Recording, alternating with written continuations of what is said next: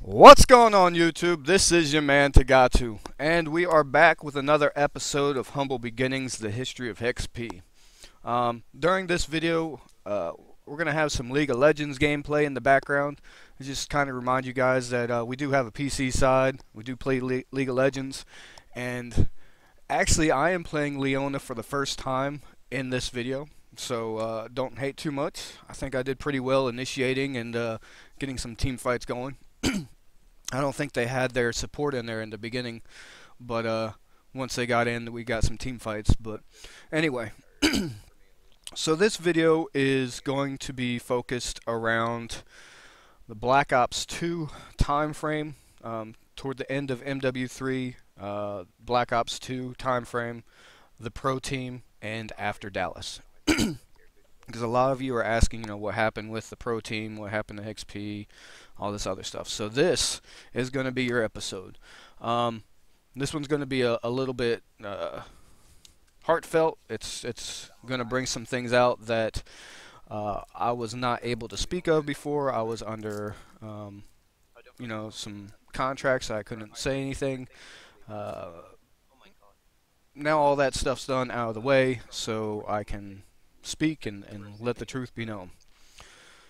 So, first and foremost, MW3, everybody knows Infinity Ward didn't really support that game. There were still teams playing, though, competitively. HeXp was struggling to find a solid team, and we had went through multiple roster changes. And toward the end, I had went to one of our first pro team member, Slayer. His name is Andrew Slayer, later turned into HeXp Slayer. I was like, I want to start a team. Would you like to start it, or do you want me to help, manage it and bring one in? And we played around with the idea of doing tryouts, and we also looked at whole teams in general. We actually held a MW3 tournament probably a couple weeks before that, and there's a team that won. I forget what they were called. They eventually became our pro team. But how that came about is we held multiple team tryouts, looked at multiple teams, see how they, played the game. We did individual tryouts to try to build our own team. And it became apparent that the individuals that we were trying out just weren't up to par, or weren't up to the vision that I wanted our pro team to be at. And we had just actually disbanded our pro team after multiple roster changes. So I know I wanted something that would grow with us and become a top contender, at least in the top 16. That was my goal, top 16. So we brought on, which was Jay Hill, Gucci, Chino, and I forget who the fourth. Please don't hate me. Your name is at the tip of my tongue. But there's a fourth with them. Actually, they didn't have Chino. I think they brought him on later.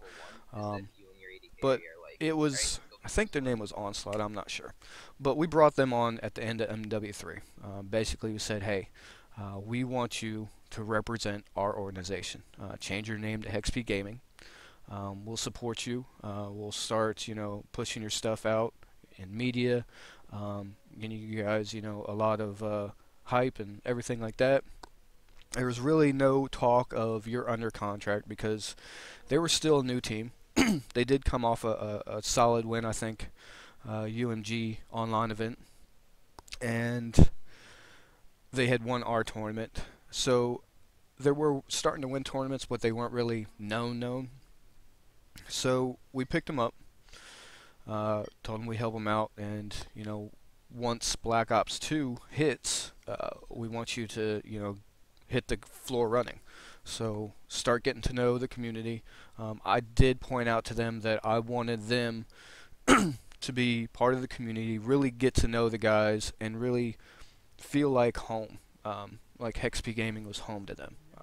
I really tried to push that to them because I didn't want them just to be an outside team that played for us. I really wanted them to feel like HeXp Gaming was home.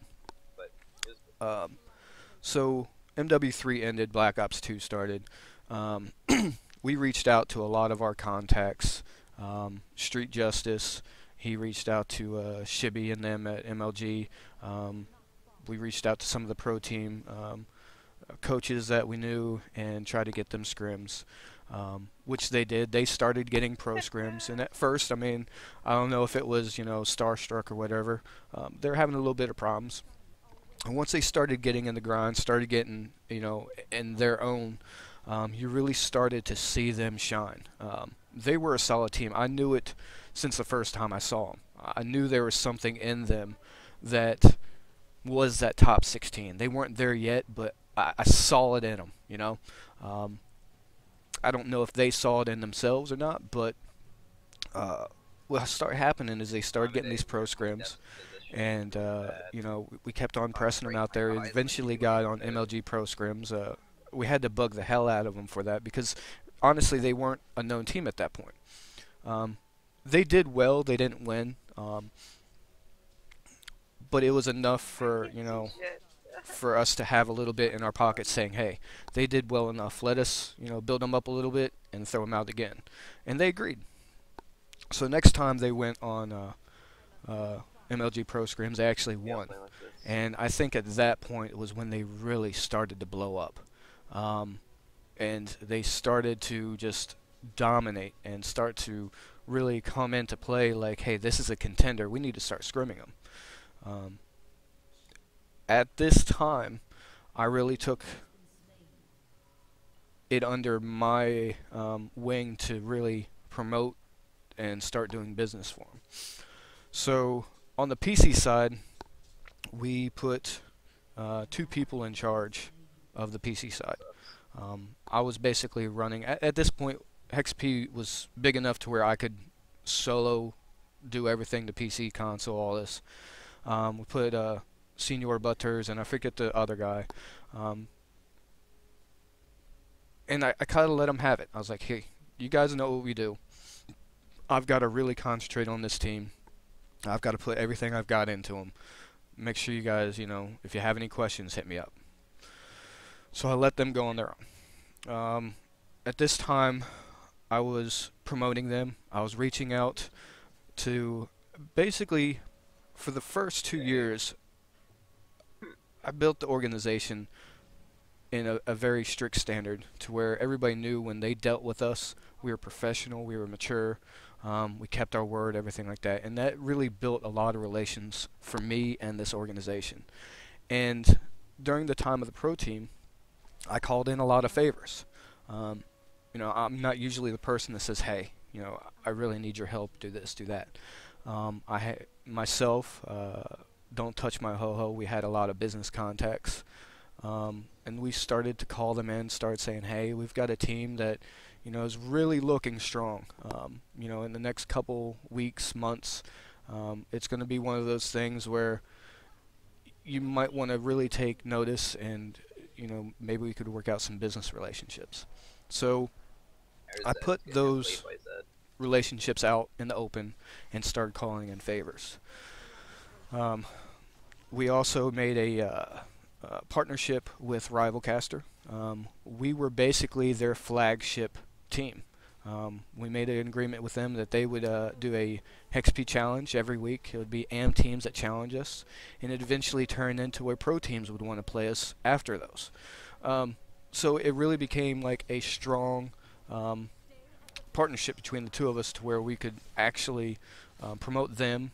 They were promoting us. We were getting streamed live, and I want to say that we played a very strong and steady role in the growth of Rivalcaster. I mean, they do an excellent job, and they always have done an excellent job. But honestly, we were there in the beginning when they didn't really have a lot of viewers. So I want to say that we did play a part in their growth. At this time, it was coming up to Dallas. We started to really grind hard. I spent day in and day out coaching the team, getting business contacts, sending emails, trying to look for sponsors. The main thing that hurt us was, yes, our team was excellent. I mean, we were one of the top hardpoint teams. Optic would play us nothing but hardpoint just to try to learn hardpoint.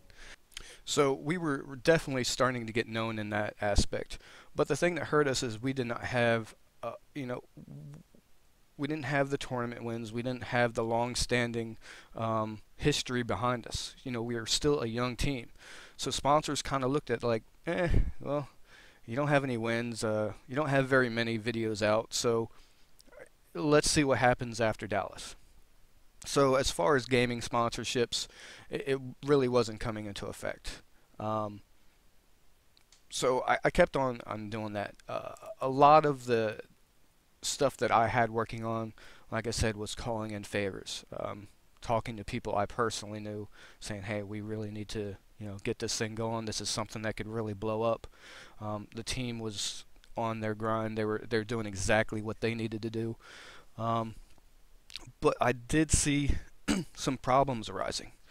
Um, Jay Hill, mainly, was the captain of the team, and it almost seemed that all the ideas I came up with or all the requests I made, I was getting. Um, it was almost like a stone wall. Like, well, we'll talk about that later, or we'll look into that, or yeah, yeah, let me talk, to the team and this and that. So I was starting to get the feeling that they weren't quite on board, to the fact, they weren't the team that was wholeheartedly with the community, like I had earlier talked about, that they might be looking at doing stuff, maybe not on their own, but they weren't completely on board.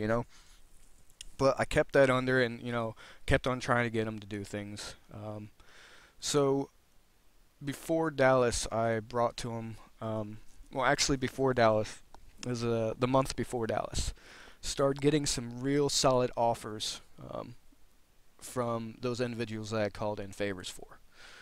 Um, I actually had one individual that said to me, "I will give you $500 per event for your team, but they must be under contract. I will not give you money if they are not under contract. I don't want my money just being wasted." I was like, excellent. Let me start getting paperwork and everything. I was actually in the process of writing up a contract, and it was actually a very simple, open-ended contract. It was to the point where I said, "Hey guys, we are going to, get a contract signed up. It's going to be maybe an event or two, 3 to 6 month contract. You guys keep all your money. Um, if you want to, we can take a percentage of it, like 10%, set it aside in an account, and that will be yours to use for travel and whatever else of your winnings. It doesn't go to me. It's for the team. But other than that, we didn't keep any money. Our main thing was with the sponsors. That was where we could mainly use the sponsors to get money for us to do things for the community. And I threw at them, "I need you guys first, before I start talking about any specifics, I need you to sign an NDA." I told them, it was about 2 weeks before Columbus now. I was like, we need to get this signed. We can sign it at Columbus, or, you can send it in now. We do need to get it done soon. I don't need you to do it, this instant, but it does need to be done soon. So at the first event, Columbus, I had personally I had paid for the jerseys, and I paid for the team pass. Now, be it this is their first tournament, um, I don't know how many teams out there really get sponsorship for their first tournament, but I did pay for their jerseys and their team pass. Also, in Dallas, all they had to pay was $100 a piece for the hotel room for the entire weekend. We basically did a group rate, and so all they really had to do was get there and pay $100 for the hotel. Everything else was covered other than food. Um, so I mean, that's what we did for them our first event. I did have deals working on in the background. Um, So that was leading up to Dallas. Um, Now, as far as the PC side, the console side was growing. We had the community growing. We had put Casper and Trip in charge of the community. Um, I'm going to go off the pro team for a little bit and talk about the rest of HeXp. During this time, I'm spending all this time with the pro team. It was nothing but business, business, business.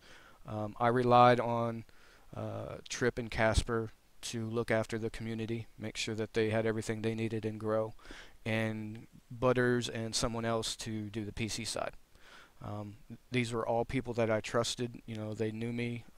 You know, they knew how I worked, so I was depending on them. The PC side, basically nothing really happened at that point. Our community nights weren't happening. People weren't getting involved. There was no growth. There was no. There really was not anything that I wanted outlined going on. Our tournament stopped. Our streams stopped, and basically everybody started leaving.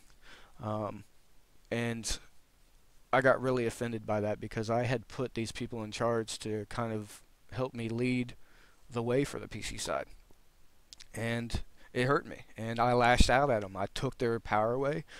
I said, "Fuck this! I'm done. This is, what the hell? I can't take a break for, to get the betterment of XP going without, something falling down." And that was the PC side. Now on the console side, I said I'm going to be truthful and everything.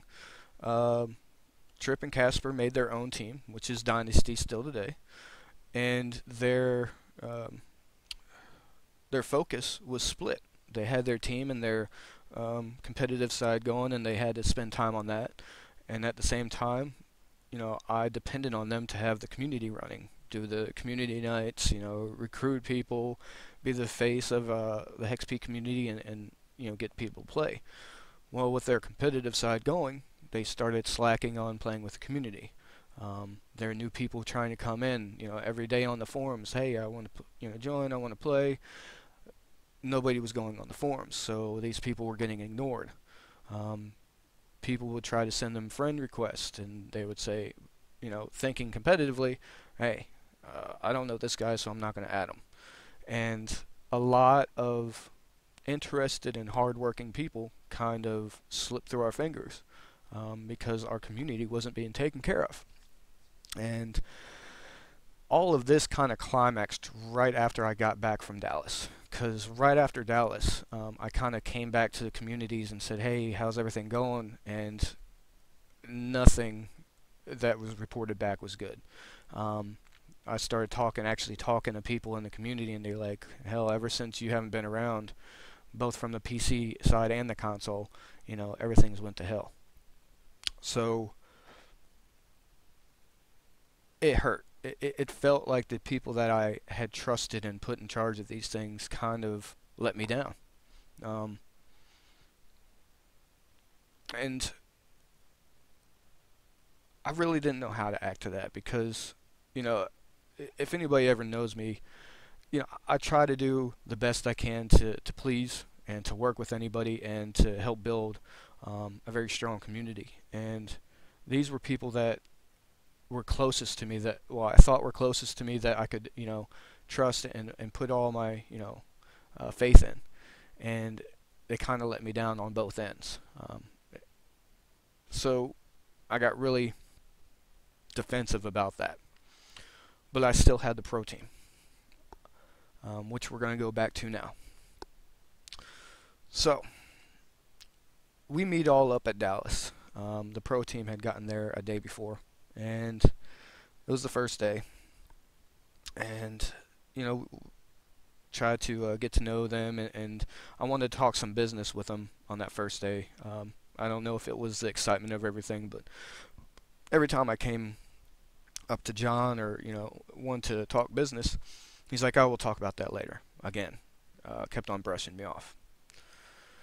So it started getting to the point where I was getting pissed off. I was really getting agitated. I wanted to Hold on, I gotta sneeze.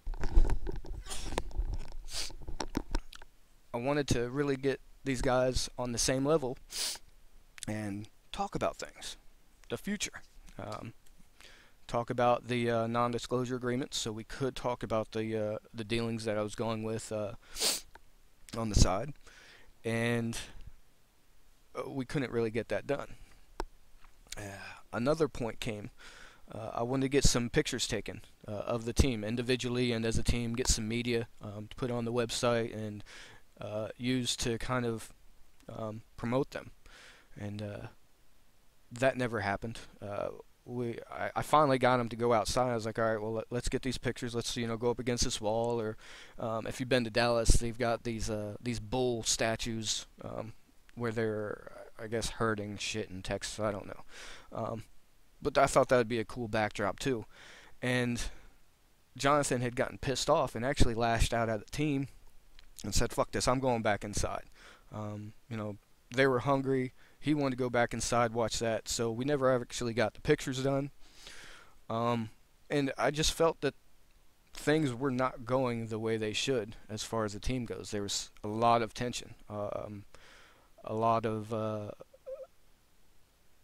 no cooperation, I guess, with the team to move forward as an organization. And it did escalate during the event. You know, it got to a point where, I almost said, fuck these guys, because every time I tried to do something to, help them or build them up or talk about business or anything, I kept on getting the cold shoulder. And I remember at a point we were sitting down in the stands, and I was the coach at the time, and I was like, all right, guys, we need to talk about, the strats. I think this was after our main stage. I was like, we needed to work on CTF. And John looked at me and he said something like, we know how to play, or it was to that point. And I almost blew up at him at that point. Constantly getting cold shouldered and constantly feeling like these kids that are new to the industry would look at me like, one, I don't know what I'm doing. I don't know what I'm talking about, and then cold shouldering me after we've done so much for them really pissed me off. And we ended up having a little word about that, and then we ended up playing the next round, still hyping them. Right after that, they're like, man, we're cold. We really need to practice. Instantly, I got on the phone with one of the MLG guys that runs things. I was like, hey, we need to practice our team. We need to get a spot.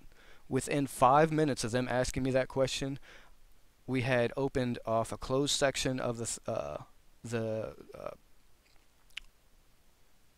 open bracket where they played on the side. We opened that up. They're actually trying to close it down, but MLG had opened it up for us. We got a scrim for them. And this was the kind of connections that we had. We know people. So we got all that done. Boom. We got them practice. They came into their next event. I think it was Icons Blue or Icons Black. I forget which one.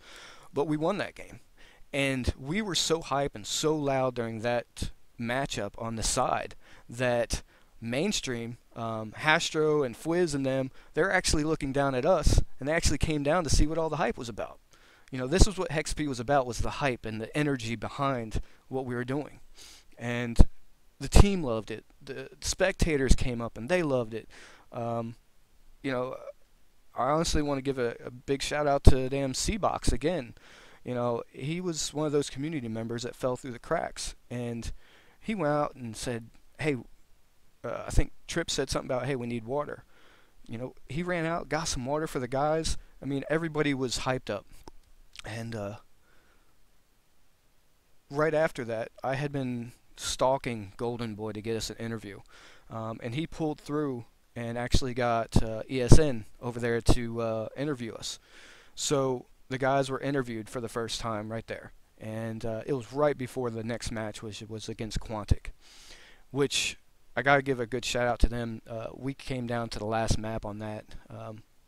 actually not only the last map but the last round, and they won that round. But that round, or that matchup, would have determined between 8th and 12th, and they pulled through. We were 2-0ing them, and they came back and won the last 3 maps. So it was a tough match, but the guys, I told them, I was like, man, don't look at it in a bad way. This is your first event. You've placed 12th. You've got so much hype. You've got an interview. Sponsors are going to want to start talking to us now, this and that. So everybody was hype. Everything was good. Everything was, where it should be. And there was a comment. We were walking back from the event, and I had mentioned to Street a couple times. I was like, things just don't feel right with the team. It looks like, they're maybe trying to deal stuff on the side, or they want to see what happens after Dallas, see what offers come to them. It wasn't like that they were fully focused on HeXp Gaming. And my thoughts came true when I think it was Gucci. I think he was directing it at J Hill when he said this. He's like, "Yeah, I guess we need to start sketching at this now, huh?" And because he saw all the hype and everything that was going on, and he was kind of making it a point to be known that you really want to sketch on this. So it kind of brought out what my worst fears were, that things weren't quite where they should be with the team. But nevertheless, I pinched down on him. I was like, listen, there's a lot of opportunity going on now, and I did start getting some offers from organizations and stuff. At this time, we were getting back to Dallas. I was, again, concentrating on the pro team. I don't even know how to say them. Calevra or Calevara, or however you say them, they actually contacted me and were looking to pay for the travel of the team. Again, I could not talk to the team about this in detail because they still had not signed their non-disclosure agreements, and we didn't even have a contract signed. I couldn't talk details on the contract because they weren't signing their NDA. So almost 2 months passed, a month and a half after Dallas, and I finally got some NDA signed. Well, the thing was that $500 per event, he was kind of sketchy now. It took a month and a half to get contracts, or even NDAs. We had actually pulled some strings. We knew basically the CEO of a major media corporation that owns a couple networks, and we had called him in the middle of the night. We need to watch some streams. Here's us on main stage. Here's the hype behind us, and he was interested. How far that would have gone, I don't know. I can guarantee that it probably would have put HeXp in a very strong position as a dynasty team. When people see, Fear or Optic or Quantic, they know those names, and this probably would have put us on the map. We would have had everything paid for, I can guarantee. Everything from travel to expenses, hotels. So it was a big thing. Again, but he said, I will not do anything without a contract. And he actually probably would have wanted no less than a year contract. But the team would not talk contract with me. Probably because they were getting deals from other people and talking to other sponsors. I don't know. So we were on a rocky edge. These sponsors, potential sponsors, were waiting, constantly waiting. I'd constantly be on the team. I need paperwork. I need NDAs. I need contracts. well, I don't want to sign a contract or this and that. That's not how things are done. Especially in the gaming industry, you need NDA. People talk. Um, People putting money into you don't want you to talk, and it's just how it's done. So they dropped Jay Hill right after Columbus. That was that was probably one of the worst moves that the team made. Um, it was a double-edged sword for me. I was thinking on one hand, maybe I can get through to the team now, but I also understood how strong of a cement hold he had with the team and how he held the team together, and understood that their main thing was he didn't have enough time. He was working on that. I think if they threatened him bad enough, he would have changed his ways and he would have improved. Um, they were trying to get Clayster to take them to an event right after Dallas, if you remember. But the day Clayster was supposed to play with them, John had to work, and um, I don't know all the details, so I can't really talk on all of them. But it really ended up pissing Gucci and Chino and Tipsy off, and they dropped him because of that. And I think that was the serious downfall of the team right there. They tried a couple people out, it never worked. Their hard point kept on falling off, and eventually, with them not signing contracts, the team not doing as well, I had a meeting with them one day. They just the day of the meeting, or the day before, something like that, they actually dropped Chino as well, and I was like, you know what, it's over. Whatever, all of this hard work and all this that we had worked toward is over. Um, we were literally right on the edge of becoming something great. Um, I had pulled every major favor in that I could possibly think of that I knew to get these guys to where they needed to be. But the team would not put their faith in me, and as a result, I lost a lot of my clout with a lot of these individuals. They really didn't want to deal with me anymore. Um, they lost faith. I could probably get that faith back, but it's going to take something great again, and that's something really hard to find that we had in that team. Um, and honestly, with both the PC side of the community going down, um, the console team or console side going down, and now losing the pro team, I went into a state of depression. I've worked 3 years of doing nothing but this in my life. Every day that I woke up, I would be on the website working on it. When I went to work, I'd actually be doing HeXp stuff, contacting people, making contacts, working on the website. When I came home, it almost got to the point where I actually lost my relationship. You know, my relationship almost failed. It got to that point, and for me to put everything into it, and then no one be there when it started falling down, and I came into a state of depression, and I shut the business down. I've really focused on just trying to, over the last few months, try to see, where did I go wrong? Why did I do these things, or what could I have done better? It was a big time of self-reflection, I guess you can call it. And during this time, I kind of rethought HeXp. And, what should we do? Should I go get another pro team? Should I focus on community?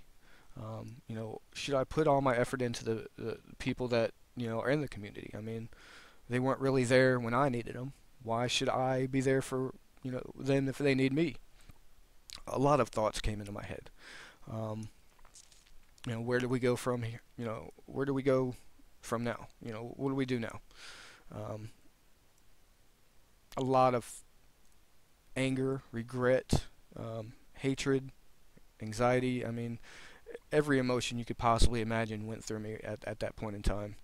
And until recently, I was in just a fuck it kind of mood. I kept the community going, you know, to the bare minimums. I didn't work on the website. I didn't try to reach out for contacts. It was kind of pointless. Um, Everybody still had a bad taste in their mouth. Um, so I'm going to end the video right now as I speak about that. The next video is going to be, you know, where do we go from here? What do I have planned for HeXp? What kind of role do the community members and people involved in HeXp, kind of role do they have in the future? And some of the changes that we've made. I will say that I have started the business of HeXp back up. We are currently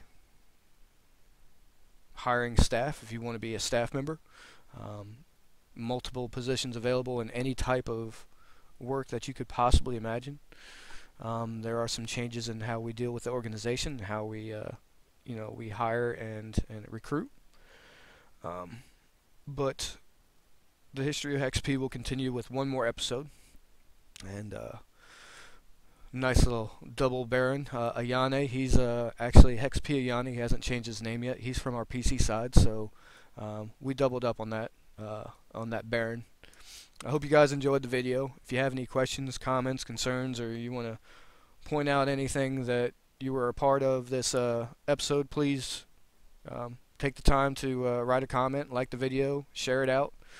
And honestly, with the guys that are involved, the pro team, ex-pro team, I don't have any hard feelings on them. I still talk to Tipsy and Gucci, and